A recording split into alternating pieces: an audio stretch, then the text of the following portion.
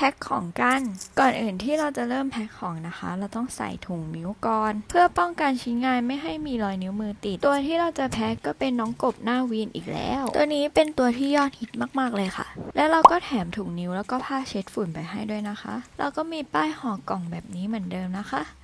น่ารักไหมตอนนี้สามารถรับน้องไปอยู่บ้านได้แล้วนะคะอยู่ในแอปเขียวจากนั้นเราก็ใช้กระดาษลังผึ้งในการห่อเพื่อเป็นการกระแทกอีกชั้นหนึ่งแทนการห่อด้วยบับเบิ้ลเพื่อเป็นมิตรกับสิ่งแวดล้อมปิดจบด้วยเชือกและเราก็ยังมีการเล็กๆให้น้องด้วยนะ